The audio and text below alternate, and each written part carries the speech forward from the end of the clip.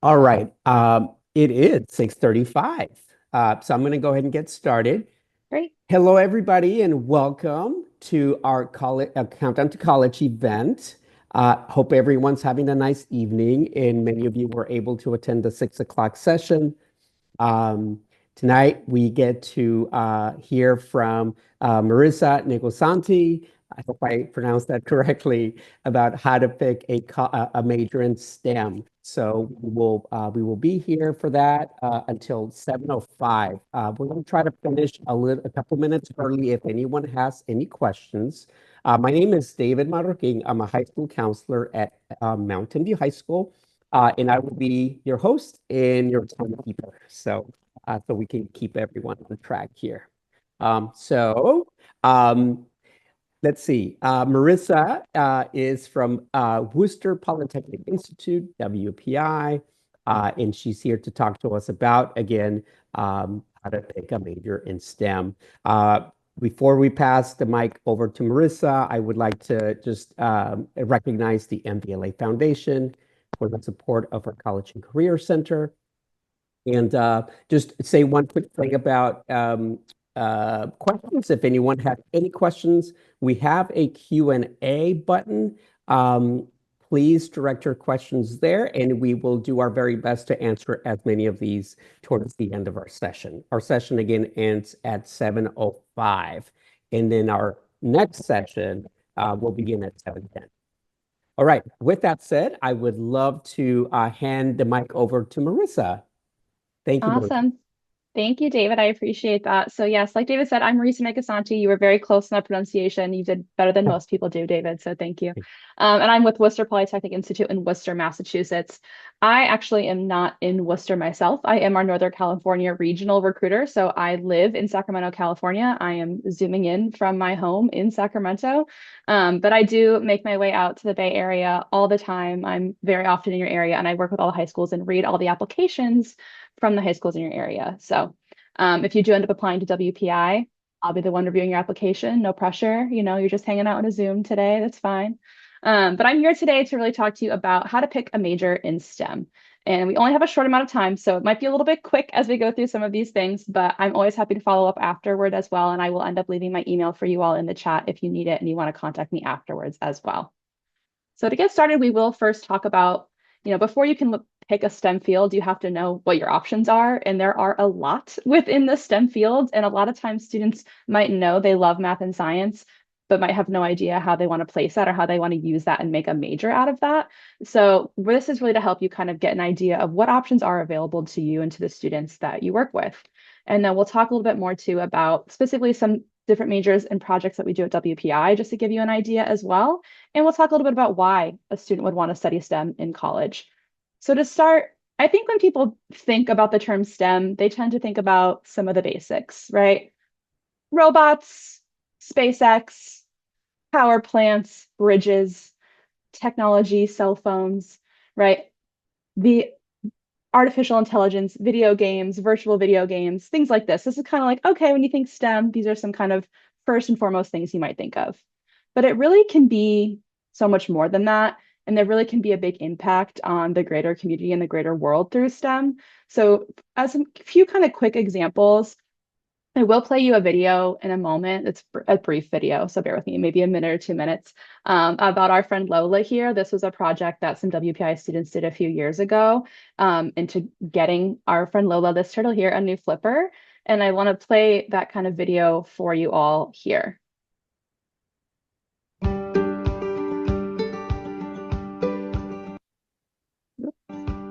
Well, Lola's been a willing participant, and with the help of the technology at WPI, we've come up with a new flipper design that'll allow her to have a normal life.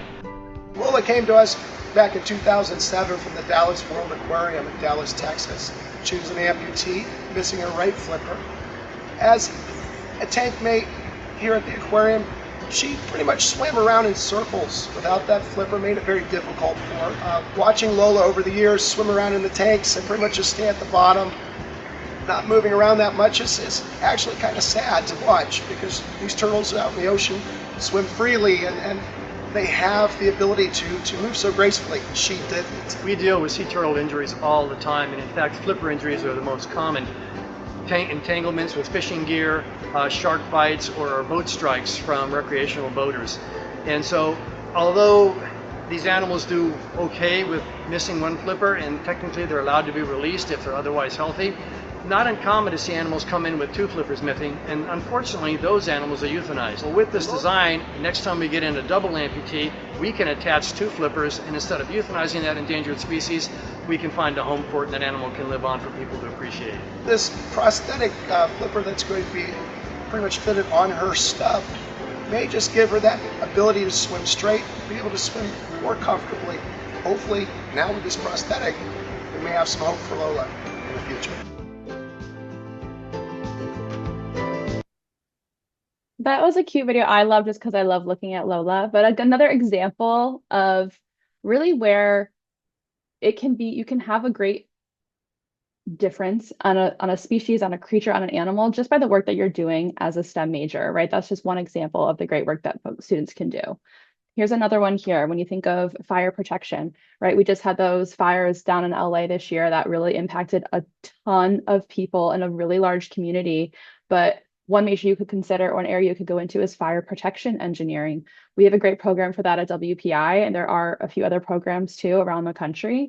And they will literally test what stimulated that fire to start, how can we prevent it in the future, and do a lot of work in simulations right within the labs that we have on campus and other campuses as well.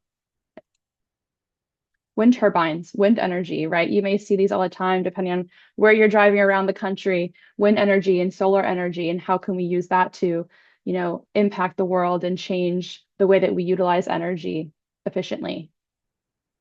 Another video example right here for you. This is where they literally are using spinach to turn it into heart tissue.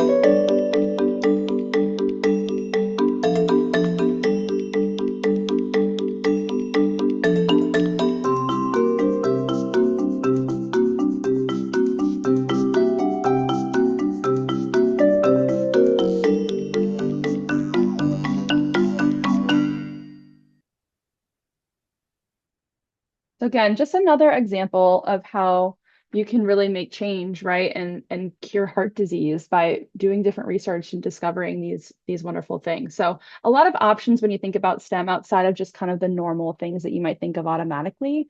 And here you'll see a list of some common STEM majors. On the right-hand side there, those are all different types of engineering that are offered a lot of colleges and universities across the country. And on the left, some more life science-based programs, a little bit more versus the engineering type of programs that you'll see at other schools.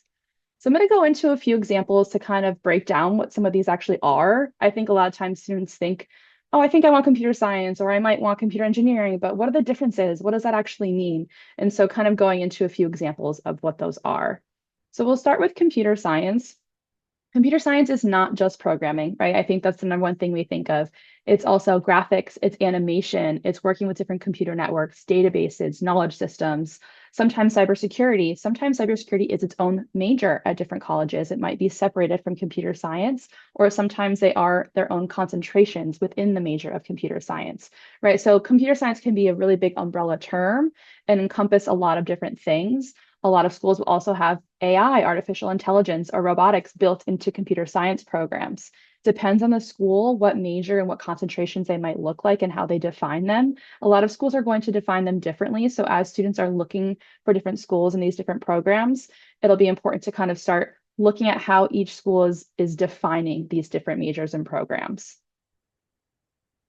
Video game development. Maybe your student is a huge gamer and that is their passion. And try as you might, you can't get them to stop playing video games. That can be okay, right? There's a whole career behind video games. The video game industry is constantly booming, right? That it's only getting more and more popular. So a great way to kind of apply that passion and that interest is to a major. You can do virtual environments. You can build those environments, different simulation tools, and really kind of get the ability to combine those technical talents with their artistic talents, right? And find some way to really apply that separately.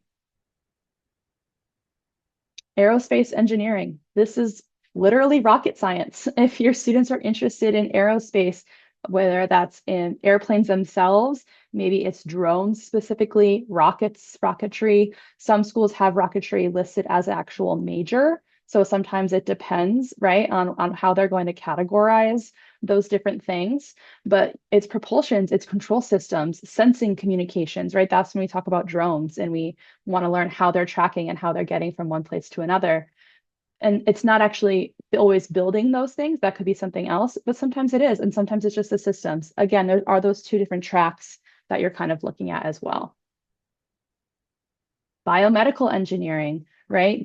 You could do vet tech. You could also go into, really with this, you could go off to medical school. It's not necessarily that traditional path, but we have students at WPI who are studying biomedical engineering and they're doing on the pre-med track and they will still apply to medical school afterwards, but they'll have this kind of different edge or this different background to work with as they're going on to medical school.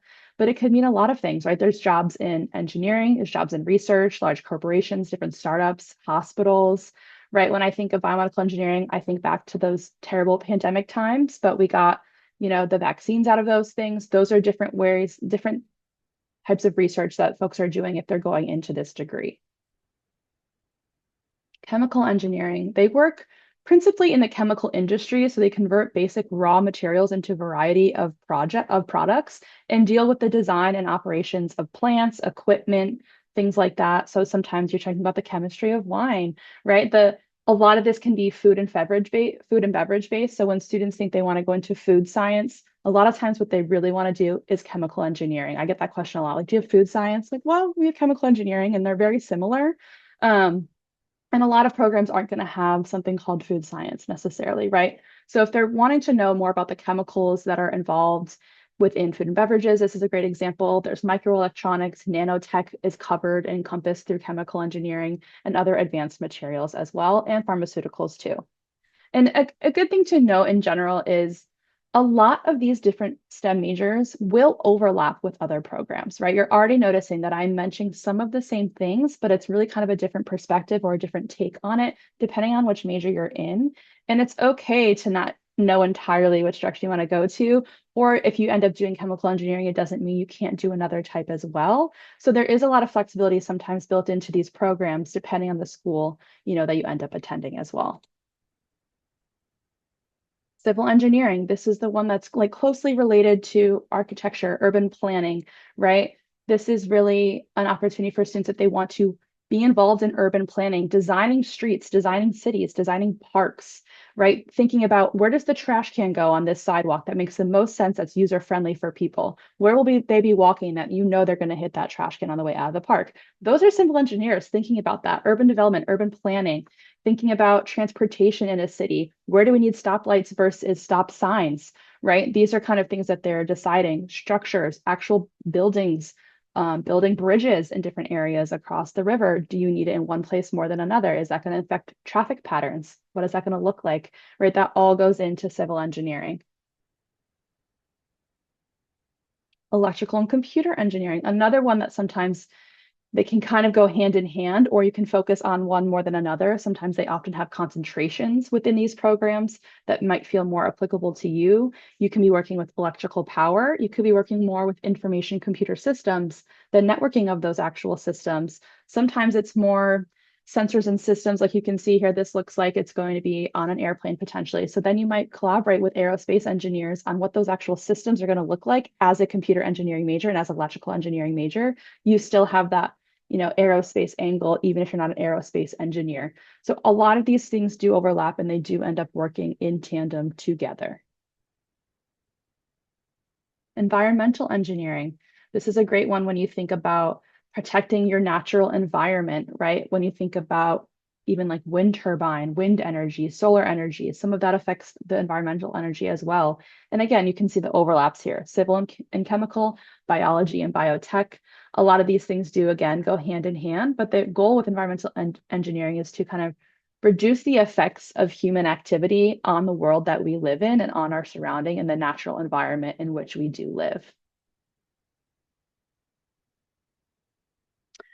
In industrial engineering, you're really focusing on designing process, how the work is done, rather than the products or the stuff themselves, right? The methods apply in all industries because processes occur in all organizations. So process design really does require integrating technology with information and the people who are part of the process. So think much larger scope when you're thinking of industrial design. Again, it's focusing on designing those systems and how we integrate people with that technology. Where do we need to? Where can we eliminate? Where do we have to add more person power versus what can be automated, right? So there's a lot of those conversations that are going to be happening in industrial engineering. Mechanical engineering, again, this is kind of a big picture one. Mechanical engineering is one of the most popular engineering programs that students end up choosing because it does tend to be the most general and the most easy and most flexible for students to do other types of engineering work that kind of fall under this mechanical engineering umbrella. So it can be wind turbines, different energy sources, energy transformation, renewable sources. Think about biomaterials, but it really does break down into those three kind of categories you're seeing there. Energy, materials, machines are kind of those three umbrella categories when you think about mechanical engineering. And that applies to all different types of machines, air, space, land, water, you name it. And then lastly, for examples of STEM majors that we'll talk about today is robotics engineering. WPI is the first school in the country to offer robotics engineering as a major. We are very closely tied to the robotics community. Our alumni, Dean Kamen, is the founder of FIRST Robotics. So any high schools around the country that have a FIRST program have an association or affiliation with WPI, and we do have additional scholarships for those students. And I highlight it here today because that's another category that is going to be advancing and become more and more popular as AI gets more developed, as we kind of move to this next phase of what tech can look like. So it also is pretty interdisciplinary. We have a lot of students who are interested in mechanical engineering and robotics engineering. So there's a lot of overlap there, certainly with comp sci and ECE as well, which is electrical and computer engineering. But you're really thinking about the sensing. How is a robotic arm going to know to pick up an apple instead of a banana, right? How are you actually going to be able to put the sensors into your robot so that they know what item they are picking up? Those are little things that you start to learn pretty quickly early on in our robotics program and just starting to move past that as well. So we have a BattleBots club. Some schools will also just have a FIRST Robotics club at their college or university as well. We also have Sailbot, which is literally they build a sailboat robot and they literally sail it on the water. So there's a lot of cool things that our students are doing. And there's a lot of cool things they can do with different programs, right? That was just to kind of give you a little taste, give you a little glimpse into some of the options that students can do. But I'll also talk a little bit more now about why you would study STEM in college, right? I've shown you a little bit about what those different options are. And now we can talk a little about the why would you actually study these things. First and foremost, I do think there is a lot of flexibility in these majors. As I've talked about, there is a lot of overlap in career options. So even if you're a chemical engineering major, you might find yourself down a mechanical engineering path by the time your career comes. And that's okay, and that's common.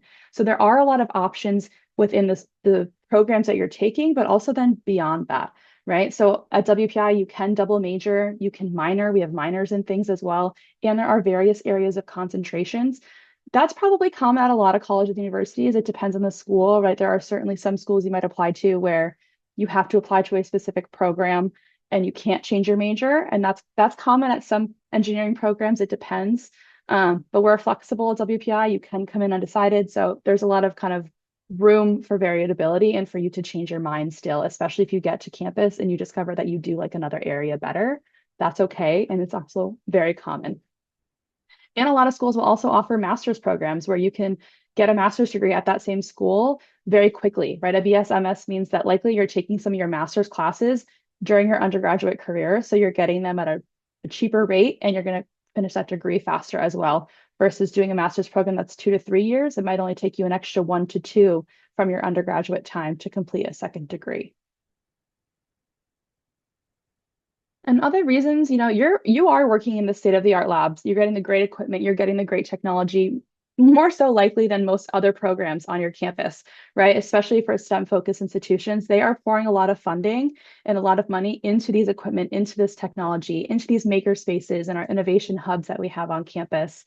You get a lot of hands-on work. You can see almost in every photo, there's someone at a lab, there's someone doing a project, right? We're a project-based learning institution. We have a lot less tests and quizzes and much more hands-on project-based group work that you are submitting for grades. So it is intentional in that we want our students to be prepared for the real world and be prepared to kind of apply these theories that they're learning to actual practical experiences that they get to have outside of the classroom before they actually leave us in undergrad, right? They're doing it every day. They're actually doing those hands-on things.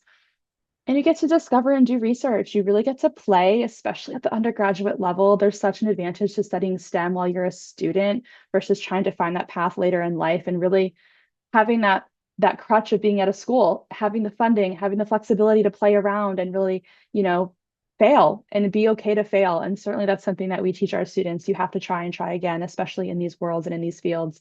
And it's a much safer place to do it when you're still a student than when you're trying to discover it later in life. And then help change lives, right? I talked about that a lot. I think you can see that in different forms and you can really see how you can use STEM to solve humanitarian problems at almost every turn. And that's something that's really special. And it also helps you collaborate. I think that's one of the biggest things that our students leave WPI with is that sense of collaboration and getting to work in a group with folks who are like-minded and that they have the passion for math and science in some capacity, but also have different quirks about them, right? You really get that skill very quickly. You're going to go to any workforce, you're going to have to work with people. That's the nature of the game. That's how the world goes round. So having those skills as an undergraduate and developing them again in that kind of safe space is really priceless. You're going to get a lot of those soft skills. You're going to get that technical fluency just by being around peers and being around like-minded people. And really the best part, I would argue, is that you're going to leave with a high salary. That's like almost guaranteed when you're in a STEM field, right? This is kind of the breakdown of the top 10 college majors that have the best starting salaries, and almost every single one of them is within STEM. And here's a kind of breakdown here. But I always encourage students to be thinking about their return on investment when you're thinking about what programs you want to go into and what you want to study and how much money you're going to spend on a college education. You better have a fallback plan for, okay, yeah, I'm spending X amount of money now, but I'm going to come back. Like I know that this career is going to be successful for me. And for example, at WPI, last year's graduating class, the average starting salary for our students was $83,000 a year. The national average starting salary out of colleges and universities across the country is like $67,000 a year. So our students are coming out with about $15,000 to $20,000 more a year on average for their starting salary. And we only offer STEM programs at WPI. So certainly just another kind of plug for STEM in general, I would say there. And 2 more slides for you guys before we wrap up, and I'll get to some of those questions that I see coming in. Why study STEM at WPI? I've mentioned a few reasons already, our project-based curriculum being one of them. We do offer the option for students who come in undecided. You're applying to our university as a whole, not to a specific major or program. So that means that you can come in as undecided and declare chemical engineering later. You can come in as chemical engineering and change your major to mechanical engineering. There's a lot of flexibility kind of built in intentionally so that our students are knowing that they have that flexibility to change their mind, especially because we do have advisors in place to help them figure out what major might be the best fit for them. You can double major, you can double minor. There's a list of our popular minors here. And you can see some of the top companies that we work with and our top recruiters that come to our campus and work with our students. Raytheon, Pratt & Whitney, I would say Dell, Amazon are some of the bigger ones that you might be familiar with. But we are an R1 research university as well. You can see from those examples earlier too, what kind of work our students and our faculty are doing. So certainly something that is very exciting. And lastly, I'll tell you a little bit about what we're looking for in the admission pool. And this is for WPI, but also just generally speaking, if you're applying to any sort of engineering program, we're going to be looking closely at your math and science classes. That shouldn't be surprising. We want to see if there's a level of rigor that you're able to do there. If you have honors classes, if there's maybe AP or IB classes offered at your school, what does that look like? Are you progressing each year, right? Are you intentionally taking some harder classes and still doing well? Are you doing just fine in your honors classes? That's great. We want to see primarily too that you are taking a certain level of calculus. So at WPI, we require at a minimum that students have completed pre-calculus by the time they enroll on our campus in the fall. So we want to see that students are taking those classes. So if you're a junior now or your student is a junior now and you're thinking about that senior course schedule and you're deciding, oh, do I take AP stats or do I keep taking calculus? Please keep taking calculus.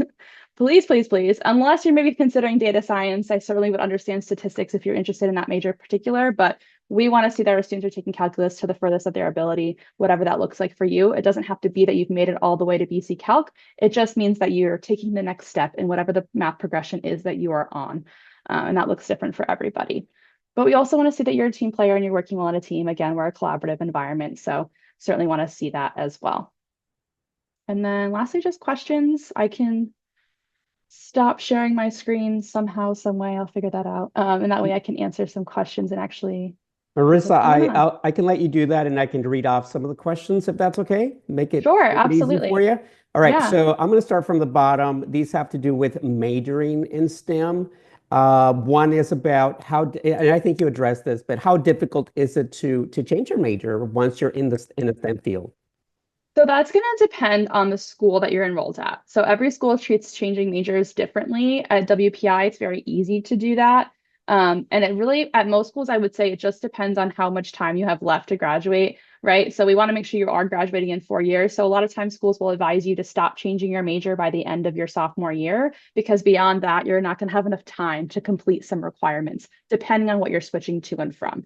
So if ever you want to switch your major, oftentimes the school will say you can, but it might take you an extra half a year or an extra year because you just started that switch so late. So as soon as you can decide and stop switching, the better for you. But a lot of schools it's going to be flexible depending. Thank you. One is about computer science, and I saw the graph where I believe it's the highest paying job. The question there is, how competitive is computer science as opposed to other engineering majors? I think generally speaking across the country, that is a more competitive major and program, and you are seeing that more and more, that there's a lot more not a lot of wiggle room for those programs, and they are more competitive at different schools. At WPI specifically, no one program is more competitive than another one because you are applying to the university as a whole, not to a specific major or program. So we're admitting students with the notion that at any point they could change to our quote unquote hardest majors or our largest majors. And so when we're reading the application, that's why we have those bare minimum requirements that our students have to meet before we're able to admit them, because we again are knowing that they might change their major to one of our harder majors in theory, or the more complete ones. Thanks. This next one is about double majoring. I'm just going to read the question. Is it possible to major in a general physical science degree without having to limit the scope to a double major or minor? And then there's a follow-up there. The follow-up is, could a student double major with physical science and engineering? Yes, that's a great question. And again, unfortunately, the answer will always be it depends on the school. But with us, you can. So students do double major. You can do biology and mechanical engineering. You can do those things. It again is harder. It requires a lot more intention behind your schedule and your planning, but it is possible. It is doable. And a lot of times students are coming in with credit. We do accept transfer credit. We accept AP scores, things like that, that could place you into higher level coursework. So if students are coming in with all those things, it's much easier for them to complete the dual degree just because they already have the wiggle room in their 4 years. But it is an option. It just usually takes a little bit more planning. Great. There's one about SATs, and the question is it required, and would it hurt my chances if I do not submit my scores? Great question. So again, will depend on the school that you're applying to, but for WPI specifically, we are a test optional school and we have a no harm policy. So you can submit your scores, and if they are potentially lower than we might want to see, it's still not going to do any harm. They can only help your application. but we also don't require that at all. So if you are interested in not submitting that and you don't want to do that at all, you do not have to for our application process. Great. One of the questions I think you've already addressed, should students take multivariable calc or AP statistics for their senior year? I would always recommend, if you're interested in STEM at all, that you keep taking calculus. So if you can take multivariable, I think that's only going to help you for sure. Some students will double up. If you're really invested in math and science and you know you want to do these things, you could take AP stats and multivariable. You don't have to. Like, I'm not saying you have to double up in math your senior year, but I would lean multivariable over AP stats. Great. The next one is about research opportunities at WPI. What do those look like for freshmen and throughout the following years? Great question. Yeah, so our students are required to complete 2 major qualifying projects by the time they graduate, which is separate from any research they want to do and any coursework they're doing. But there's 2 separate projects that are built into their program. One of them happens in their junior year, where they will go abroad, likely because we have 50+ project centers around the world, to study for a full 7-week term at one of our project center sites. And that's where they are not taking any other coursework. So a traditional study abroad, you take classes at another college or university abroad. But for us, you're going to a site that's usually sponsored by a local nonprofit organization or a company, and you're in the community working on a project that they need solved. So it's usually some sort of humanitarian problem that they're facing, and you're using STEM to fix that problem for them. So that's what some of those projects actually that you saw in those videos were rooted in our IQP experience. And then in your senior year, you'll do a similar thing. You can again go to one of our project center sites, but it will be more major specific. It's more like a senior thesis, and that's going to be a smaller group of students you're doing that with, all from your major. So it's about 2 to 4 students for that program versus your junior year is like 11 to 15 students from across the university, not necessarily the same major as you. And then separately from that, in your courses, you're always going to be doing research-based, project-based work. So a lot of the research will happen in the classroom that way. And then almost every single department on campus has its own additional funding for faculty, and they're doing their own research that students can also be a part of. So again, we are an R1 research university now. So we've been doing this for a while. It's something that we focus on for our students. And what research you get involved with kind of is up to you. You can certainly ask your advisors, you can ask faculty members what they have going on. And almost every faculty member has a team of students working with them on their research as well. Thank you, Marissa. We are already over time, folks. Of course, that was so fast. I'm so sorry. It went by so fast. Thank you. That was very helpful. Please, do you want to put your information? Yes. There it is. It's right in the there. Chat as well, but there's my email. So yes. If anyone does have any follow-up questions for me, please feel free to shoot me an email. I'm happy to help you answer those. Thank you, everybody, for being here. I hope everyone gets to go to the next session. Marissa, thank you again from sunny Sacramento. Yes. Take care, everyone. Goodbye. Thank you, everybody. Good night.